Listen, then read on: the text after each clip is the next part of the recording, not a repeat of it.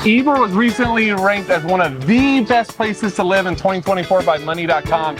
It's historic, it's unique, and it's pretty awesome. Now make sure to stay tuned because we're going to be talking about exciting future developments for Ybor City to help solidify this historic district as one of Tampa's top destinations. Now let's get started. All right, so let's kick this off with location, which is one of the things that Ybor really has going for it. So we're just off of I-4. I-4 is the interstate that connects Tampa and Orlando and actually goes east all the way to the coast. You also have 275, which goes north to northwest, so you're right in that little corridor there. And on the south side of town, there's also the Selman Expressway, which is a toll road that connects east to Brandon. So you can really quite easily get anywhere in the state with all of the interstates located right next to Ybor City. And if Gulf beaches are what you're looking for, then you're about an hour away from those. And because we're so close to downtown, you actually have access to the electric streetcar. Now the history is pretty cool. It actually dates back to the 1800s, but it shut down shortly after World War II. But in 2002, it started back up. Now it's an incredibly popular way to get from Ybor downtown to Ybor, and it's our 5-year-old's favorite ride.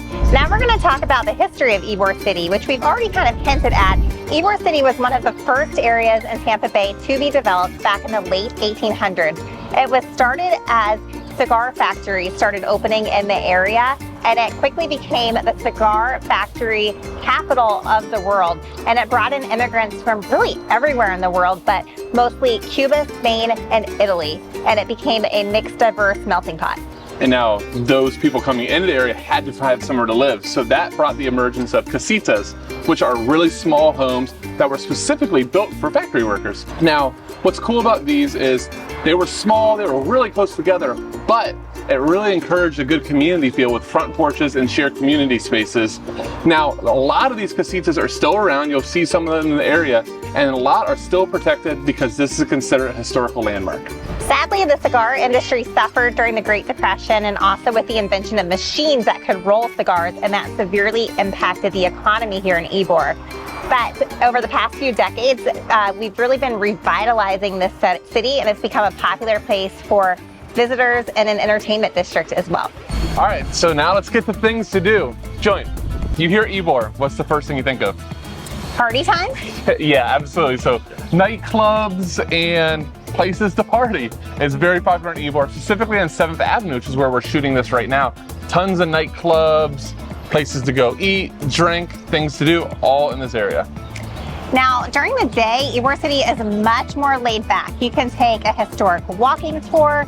You can visit the Ybor City State Museum to learn about the history of the area. Or you could also watch hand-rolled cigars.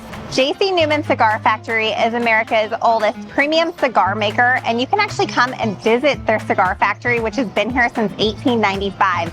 They offer guided tours, cigar rolling classes, tobacco tasting classes, and even a ghost tour.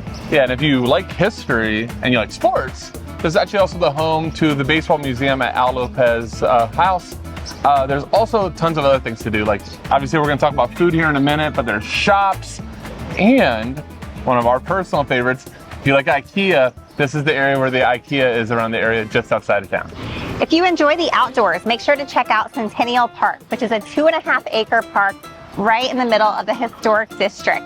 They host a farmer's market every Saturday morning, and it's a common place to go to spot the famed chickens that roam the streets in Ybor City. Speaking of chicken, I think it's a good transition here to start talking about food. So for lunch or dinner, the place that everybody knows is Columbia Restaurant. It was opened in 1905. It's Florida's oldest restaurant and the world's largest Spanish restaurant. It's actually still operated by the same family that's owned it for over 120 years. And it has 7 locations throughout the state of Florida, but the Ybor location is the original one. And not only does it have excellent, authentic Spanish food, but they also have flamenco dancers most nights of the week, which is a must-see. Yeah, and another option and super popular is Carmine. So they serve Spanish, Cuban, and Italian food, and it's been a part of Ybor City for over 35 years. Now, we've talked about the history of Ybor City. Now let's talk about what the future may hold. Right now, they're currently developing Gasworks, which is on the west side of town, and it's going to connect Ybor, the west side of Ybor City to the Channelside district in downtown Tampa. This land was really dormant for quite some time, and they're taking 50 acres of land and turning it into a mixed use of residential, retail, and office space. With a really big focus on green space and also walkability. They want to add miles of walking areas to make this area, Ybor City, one of the most walkable in all Tampa Bay. One of the developers of Gasworks is also spearheading a second new development. A rezoning application is currently underway for a 33-acre mixed-use waterfront space, which will be called Ybor Harbor. Yeah, and this harbor is pretty wild. Over 6 million square feet of space between residential, commercial, mixed use, and hotel spaces. Also, there's supposed to be a boardwalk area, which I can't wait to see, but things like the green space, but restaurants, shops, boat slips. Should be one of the cooler projects that we've seen in Tampa Bay in a long time. Now, I know you're excited, but this is still a long way away from breaking ground, and there's still a lot of details to be finalized. But we are hopeful this project comes to fruition and further puts Ybor City on the map as a top destination in the area. All right, so let's briefly talk about real estate in the area. In case you are interested in moving to the area, there is a mixture of single-family homes and condos that you can choose from. So for the single family, you have a lot of small bungalows and those casitas we talked about earlier. If it needs work, not my type of thing. I do not have the ability to renovate, but that's in the mid 100s.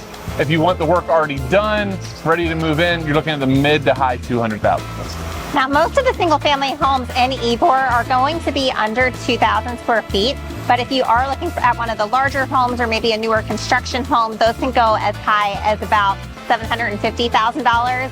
But overall, the average price point for single-family homes in Ybor is currently in the high 200,000s, which really makes it one of the more affordable places in Tampa Bay.